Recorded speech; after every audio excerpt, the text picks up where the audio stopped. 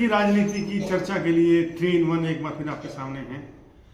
हमारी आवाज में आज कुछ गूंज होगी। गूंज जरूरी है क्योंकि गूंज से ही व्यवस्था के कान खुलते हैं, गूंज से ही नेता जागते हैं और गूंज से ही सरकारें बदलती हैं। जब नेता गूंज सकते हैं, जनता गूंज सकती है, तो हम पत्रकार क्यों नहीं। हम गूंजेंगे आपके लिए क्योंकि हम सच बताने का और वास्तव स्थिति दिखाने का प्रयास करते हैं। आज 3 in 1 में चर्चा करेंगे हम कल हुई अभय सिंह चौटाला की थानेसर में जनसभा से शुरुआत करेंगे और उसके बाद चर्चा होगी नवीन जिंदल की खामोशी, अभय सिंह चौटाला का धुआंधार चुनाव प्रचार और सुशील गुप्ता का सिस्टमेटिकली चुनाव प्रचार। पहले हम बात करेंगे जो अभय चौटाला की रैली हुई उस पर। कल अभय चौटाला की रैली हुई, कल से नहीं जी, आप क्या कहेंगे 2 मिनट में, क्या कहना चाहेंगे? कल की रैली के पीछे सफलता में जो कहा जा रहा है कि जो तनुजा का बहुत बड़ा योगदान रहा है, तो क्या लगता है आपको? अभय सिंह चौटाला बीते कई दिनों से चुनाव प्रचार अभियान शुरू कर चुके हैं। चौटाला जी का उससे पहले शाहबाद और लाडवा में कार्यक्रम था। थानेसर में श्रीमती तनुजा ने जो प्रोग्राम किया उसमें भारी भीड़ उमड़ी। हजारों लोगों ने अभय सिंह चौटाला के नेतृत्व पर मोहर लगा दिया। वहीं अभय सिंह चौटाला ने मंच से तनुजा की पीठ थपथपाई। निसंदेह बिल्कुल सनई जी ने ठीक कहा कि कल का जो कार्यक्रम था अभय सिंह चौटाला की, हम यूं कह सकते हैं कि कुरुक्षेत्र लोकसभा क्षेत्र में अभय सिंह चौटाला ने थानेसर हल्के में अपने चुनावी प्रचार का शंखनाद किया और इस शंखनाद में हजारों की संख्या में जो भीड़ उमड़ी पंजाबी धर्मशाला के कृष्णा गार्डन में, उसका सारा श्रेय जो है इनेलो महिला जिलाध्यक्षा तनुजा को जाता है। तनुजा ने पूरी टीम के साथ, पूरी शिद्दत के साथ कई दिनों तक लगातार गांव-गांव, घर-घर, हर वार्ड में जाकर लोगों को निमंत्रण दिया और उसी निमंत्रण की वजह रही कि लोग अभय चौटाला को देखने और सुनने के लिए पहुंचे और मंच से अभय चौटाला भीड़ को देखकर गदगद हुए। अपना जो उन्होंने चुनावी भाषण देना था वो दिया, सरकार पर तनकसनदा किया, वोट की अपील करने की, साथ में जाते जाते इनेलो नेत्री तनुजा के पीठ भी थपथपा। पंजाबी सभा का जो हॉल था वो हॉल आज से पहले भी भरता था जब अशोक अरोड़ा जी यहाँ से इनेलो प्रदेश अध्यक्ष थे, लेकिन बहुत दिनों बाद इनेलो की जनसभा में एक उस हॉल को भरते हुए देखा गया। अच्छा लगता है, राजनीतिक रूप से सभी दलों को ताकत होनी चाहिए। तो उस भरे हाल को देखकर जो अभय सिंह चौटाला ने एक ऐलान किया मन से, शाबाशी दी, क्या वो ऐलान विधानसभा टिकट की गारंटी की जाती है? नहीं संदेह, क्योंकि इनेलो नेत्री तनुजा ने जब पूर्व मंत्री अशोक ओड़ा की जो एक खाली बनाया था उनके जाने के बाद, इनेलो छोड़ के जाने के बाद, तो उन्होंने प्रचार शुरू किया था नगर परिषद के चेयरमैन पद के लिए।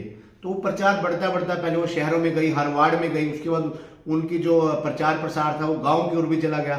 लोग समझने लग गए कि इनेलो नेत्री जो तनुजा है वो विधानसभा चुनाव में इनेलो की उम्मीदवार हो सकती है। इंडियन नेशनल लोकदल ऐसी पार्टी है जो कोई वर्कर है, काम करता है, उसको आगे बढ़ाती है। बहुत बड़े बड़े उदाहरण हमने देखे हैं राजनीति में। तो तनुजा जो है वो कहीं ना कहीं अभय सिंह चौटाला के क्लोज हैं। शेर सिंह बड़शामी जी के साथ भी उनकी ठीक ठाक है और वो पार्टी संगठन में एक साधारण कार्यकर्ता से ज्वाइन हुई और अब डिस्ट्रिक्ट प्रेसिडेंट हैं। कल के जो कार्यक्रम के अंदर भीड़ तो थी ही, महिलाओं की भी संख्या थी। हजारों लोगों में महिलाएं अलग से थी, बैठने का अच्छा अरेंजमेंट था। कहीं ना कहीं इतनी भारी संख्या में जो महिलाएं वहां एकत्रित हुई, महिलाओं ने भी तनुजा के नेतृत्व पर मोहर लगाई और दिखा दिया कि तनुजा जो है वो किसी से कम नहीं है। कुरुक्षेत्र में, थानेसर में तनुजा जो है वो पार्टी की आवाज है और जनता के साथ भी कहीं ना कहीं जुड़कर इन लोगों को मजबूत बना रही। अब अगली बात करेंगे अभय सिंह चौटाला का धुआंधार प्रचार, सुशील गुप्ता का सिस्टमेटिकल प्रचार और नवीन जिंदल दिख नहीं रहे हैं लेकिन कुछ कर रहे हैं। टेलीफोनिक संबंध बना रहे हैं, जो पुराने दोस्त थे 10 साल पुराने, उनको रिक्वेस्ट कर रहे हैं। असर दिखना शुरू हो गया है। आज कुछ लोगों ने हमने बात की तो कांग्रेस के नेता कह सकते हैं उनको, वो कहते हैं देखेंगे, अभी ना पक्का नहीं किया। जो कल तक खुलेआम मन से कहते हैं कि सुशील गुप्ता के लिए जान लड़ा देंगे, वो थोड़ा थोड़ा बदलाव हवा बदलने लग गया। क्या नवीन जिंदल का जो प्रचार है, टेलीफोनिक प्रचार, सुशील गुप्ता और अभय चौटाला के प्रचार पर भारी पड़ रहा है? देखिए, सुशील गुप्ता की बात करें, सुशील गुप्ता सबसे पहले उम्मीदवार थे हरियाणा में जो घोषित हुए थे। जिस दिन से घोषित हुए, लगातार कुरुक्षेत्र लोकसभा क्षेत्र के अंदर विभिन्न हलकों में जा रहे हैं, पार्टी की नीतियों का प्रचार प्रसार कर रहे हैं, अपने चुनावी वादे कर रहे हैं, घोषणाएं भी कर रहे हैं और भारतीय जनता पार्टी पर जमकर तंज भी कस रहे हैं।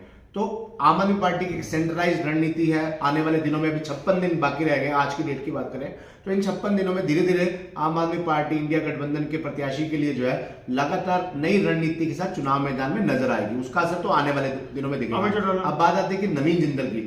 नवीन जिंदल जिस दिन आए बहुत कुछ कहकर गए, मन से गए, लोगों के मन में नेगेटिव और पॉजिटिव दोनों बातें हैं।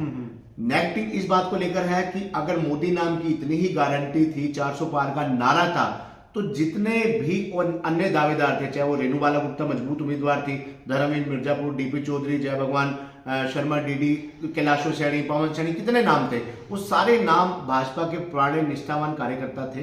पार्टी अगर उनमें से किसी को भी चुनाव मैदान में उतार देती तब भी वो मोदी नाम के सारे 400 पार के नारे के साथ जीत सकते थे। लेकिन नवीन जिंदल आए। अब आपने बात की कि नवीन जिंदल जो है टेलीफोनिक की बात करें, कल ही चर्चा हुई थी कि कल लाडवा में भी एक गुप्त बैठक हुई है जो नवीन जिंदल के पुराने सिपा सलार माने जाते हैं, वो 50-60 लोगों के साथ बैठक करके भाजपा में आने की तैयारी कर चुके हैं। ऐसे बहुत से नाम है, पवन गर्ग का नाम है, विनोद गर्ग का नाम है, पृथ्वी सिंह तुर्क है, बहुत से नाम, लंबे चौड़े नाम है जो नवीन जिंदल के पुराने साथी हैं। अब देखने वाली बात होगी कि नवीन जिंदल कितनी जल्दी उनको अपने साथ करने पाते हैं। तो 2 मिनट ज्यादा समझ। देखिए, नवीन जिंदल की जिस तरह से एंट्री हुई है, इससे भारतीय जनता पार्टी के उन लोगों को निराशा हुई है जो बीते 2014 से 24 तक 10 सालों तक जिन लोगों ने मेहनत करी है। अब सवाल ये भी उठ रहा है, चर्चा ये भी है राजनीतिक गलियारों में, अब बीजेपी जिंदल को लाई है, आने वाले समय में किसी और को लाएगी। क्या वे लोग जो टिकट के दावेदार थे, जो फील्ड में मेहनत कर रहे थे, पार्टी को मजबूत कर रहे थे, रैलियों में, जलसों में नारे लगा रहे थे, झंडे उठा रहे थे, पब्लिक को एकत्रित कर रहे थे, कार्यक्रमों की सफलता में योगदान दे रहे थे, क्या वे दरी बिछाने के लिए ही हैं? उन्हें मौका नहीं मिलेगा? कई तरह की चर्चा। अगर मोदी की गारंटी और मोदी लहर की बात करें, हम लहर को डिनाई नहीं कर रहे हैं, लहर है, और उसका प्रभाव कुछ हद तक है। अगर मोदी लहर का ही प्रभाव है, लहर के सहारे ही नैया पार होनी है, तो लोकल जो लोग कैंडिडेट थे, जो स्थानीय लोग थे, जो पब्लिक के बीच में थे, उन नेताओं को मौका नहीं दिया। इस चीज की भी चर्चा। दूसरी चर्चा यह है कि लोग पूछने लगे कि जिंदल बाढ़ के समय कहां था, जब कुरुक्षेत्र डूब गया था? जिंदल कोरोना के टाइम में कहां था? लोग ये भी चर्चा करने लगे आपस में। जब कोई समर्थन करता है या जिंदल की बात करता है, लोग ये कहते हैं तेरे घर की चाय पी लेगा तो मानेंगे। तो जिंदल को लेके कई तरह की बातें हैं। और जिंदल आए जिस तरीके से, कारपोरेट नेता, कारपोरेट एंट्री, सिर्फ वो आए, एक जनसभा, छोटी सी जनसभा करी कुरुक्षेत्र में, एक करी कैथल में भीड़ उमड़ी, कुरुक्षेत्र में भी भीड़ थी, क्रेज था, क्योंकि जिंदल का बड़ा नाम है। दूसरा, जितनी बड़ी अभय सिंह चौटाला की जनसभा थी, उससे आधी बीजेपी की और जिंदल की सभा थी। समय और स्पेस कम था। उसका कारण था कि जिंदल हाउस की ओर से किसी को निमंत्रण नहीं दिया गया था, कोई कार्यकर्ताओं को बुलाया नहीं गया था। खुद अपने सोशल मीडिया, जिंदल ने खुद अपने सोशल मीडिया भाजपा के पदाधिकारी और कार्यकर्ता पार्टी की थी। अगली बात, और थोड़ा चंद्र जी, एक बात है कि 56 दिन बने हैं, धीरे धीरे अंदर खाते प्रचार तो सारे कर रहे हैं। 56 दिन, 56 इंच का सीना, और 56 दिनों में क्या नवीन जिंदल इस सीने को और मजबूत कर पाएंगे, या सुशील गुप्ता और अभय चौटाला 56 इंच के सीने में कोई चोट पहुंचा सकेंगे? लेकिन फिलहाल इतना तय है कि नवीन जिंदल के चुनाव मैदान में आने से चुनाव रोमांचक हो गया है, त्रिकोणा मुकाबला है। अब 2 मिनट की बात होगी। अभय सिंह चौटाला जो जाट समाज का वोट, अपना वोट मानते हैं, अपना परिवार मानते हैं, लेकिन जाट समाज ने 3 चुनाव यहाँ से लड़ चुके हैं, उनका परिवार और वो, कभी भी जाट समाज पूरी तरह उनके साथ नहीं लगा। कमी क्या लगती है? अभय सिंह चौटाला को सच बोलने वाले नेता है, दबंग इसलिए कहा जाता है कि वो सच बोलते हैं और दिल की बात, मतलब दिमाग से नहीं चलते, दिल की बात मानते हैं। राजनीति में दिमाग चलाना भी जरूरी है, चापलूसी नहीं है, चालाकी नहीं है, साफ सुथरी बात कहते हैं। क्या राजनीति में इसका नुकसान होता है उनको? नहीं, ऐसा तो नहीं कह सकते। देखो, स्पष्ट कहते हैं, फायदे भी होते हैं, उनकी एक इमेज बनी हुई है कि यारों के यार वोट तो नहीं है ना, जबान के पक्के हैं, वोट और भीड़। ये तो निसंदेह आपकी बात ठीक है कि चौटाला परिवार की जब रैली होती है, जनसभा होती है, भीड़ पूरी उमड़ती है। लेकिन चौटाला साहब ने एक बार खुद कई साल पहले बयान दिया था, बड़े चौटाला साहब ने, कि भीड़ तो बहुत आती है, वोट कहाँ जाती है। तो ऐसे में रही बात जाट समाज की, जाट समाज वेट एंड वॉच वाली रणनीति के हिसाब से काम करता है। अभी 56 दिन पड़े, वही बात है कि आखिर तक अगर जाट समाज को लगेगा कि अभय चौटाला जीत की ओर अगर समय पूरी मजबूती के साथ जीतने के लिए आए हैं और कहीं ना कहीं जीत होती दिखाई दे रही है, तो निसंदेह जाट समाज एक तरफा भी जाएगा। और मैं एक बात कहूंगा, अभय सिंह चौटाला बड़े नेता है, हरियाणा के, इनेलो के एकमात्र बड़े नेता कह सकते हैं, विधायक भी हैं।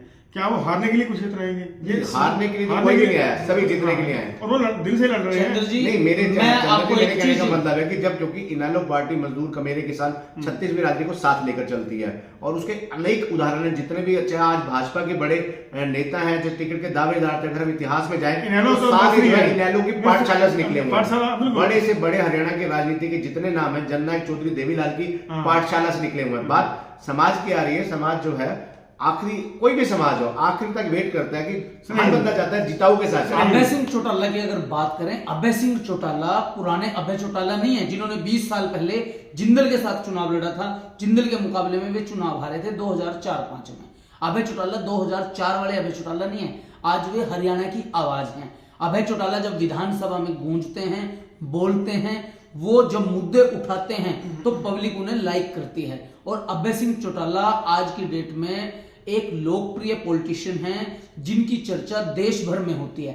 SYL की बात करें तो वो इसको बड़ा मुद्दा बना रहे हैं, कहीं ना कहीं आम आदमी पार्टी और कांग्रेस को सीधी चुनौती दे रहे हैं और जिंदल पे भी वे सीधे डायरेक्ट चोट पहुंचा रहे हैं। अभय चौटाला आज की डेट में बड़ा नाम है और चौटाला को हल्के में लेने की भूल कहीं ना कहीं विरोधियों को धूल चटा सकती है। देखिए, धूल चटाएगी भूल, लेकिन इतना तय है कि अभय सिंह चौटाला गंभीरता से चुनाव लड़ रहे हैं और उनका लक्ष्य चुनाव लड़ना नहीं, चुनाव जीतना है, क्योंकि 3-4 विधानसभा में काफी मजबूत है। इसके अलावा सुशील गुप्ता सिस्टमेटिकली चुनाव लड़ रहे हैं, जो उनका सिस्टम है आम आदमी पार्टी का। लेकिन नवीन जिंदल का जो चुनाव लड़ने का तरीका है वो पहले की तरह, पहले टेलीफोनिक संपर्क करेंगे, फिर धमाके करने, छोटे छोटे पटाखे बजेंगे, फिर बड़ा धमाका होगा और इस तरह वो भाजपा में अपना जो उनका कैडर है, जिसमें जाट समाज भी है, वैश्य समाज भी है, अग्रबंधु भी है और कई बिरादरी, छत्तीस बिरादरी के लोग हैं, उनको धीरे धीरे वो भाजपा में लाएंगे। लेकिन ये तय है, नवीन जिंदल कुरुक्षेत्र लोकसभा से केवल सांसद बनने नहीं आए हैं, बल्कि उनकी नजर आने वाले विधानसभा चुनावों पर भी है।